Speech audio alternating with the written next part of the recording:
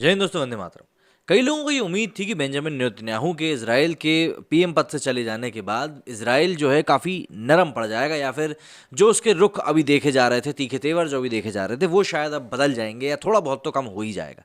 लेकिन उसके बाद भी ऐसा लग नहीं रहा है कि इजराइल कहीं से कहीं तक भी फीका पड़ा है, या फिर यूं कहने की कमज़ोर पड़ा है।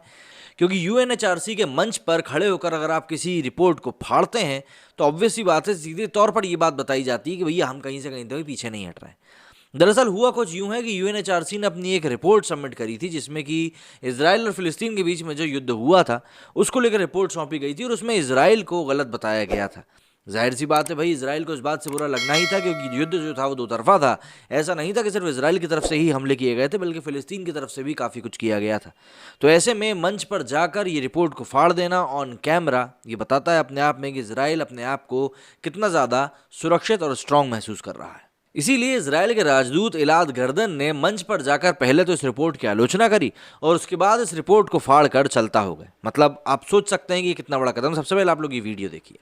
Place is in the dustbin of anti-Semitism, and that is exactly how we shall treat it.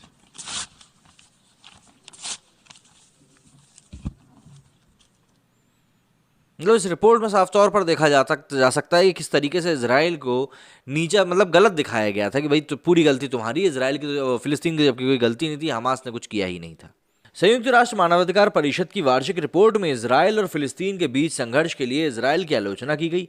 Israel ने इस रिपोर्ट की निंदा करते हुए इसे यूजलेस बताया है। इजराइल के राजदूत गिलाद अर्दगन ने संयुक्त राष्ट्र महासभा के मंच पर यूएनएचआरसी की रिपोर्ट फाड़ दी। उन्होंने इस रिपोर्ट को बेकार करार दिया और कहा कि इसे कूड़े में फेंक देना चाहिए। एर्दन ने रिपोर्ट पर पक्षपात का आरोप लगाते हुए कहा कि ये इजराइल के खिलाफ है। कुछ महीने पहले हुए इजराइल और फिलिस्तीन के बीच युद्ध में भीषण संघर्ष हुआ, और संयुक्त राष्ट्र मानवाधिकार परिषद ने एक विशेष बैठक इसी के लिए बुलाई।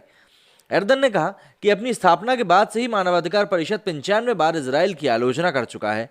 वो यही नहीं रुके और मानवाधिकार परिषद पर जमकर निशाना साधा। उन्होंने इजराइल के खिलाफ रिपोर्ट का हवाला देते हुए मानवाधिकार परिषद को पूर्वग्रहों से भरा हुआ बताया। उन्होंने रिपोर्ट को फाड़ दिया और मंच से चले गए। एर्दन ने ट्विटर पर बताया कि आज उन्होंने मानवाधिकार परिषद की वार्षिक रिपोर्ट के खिलाफ आवाज़ उठाई, जो कि सिर्फ और सिर्फ झूठ से भरी हुई है। उन्होंने अपने पहले ट्वीट में वीडियो अटैच करते हुए लिखा कि today I address the UN general assembly and spoke out against the baseless one sided outright false accusations from the human rights councils annual report.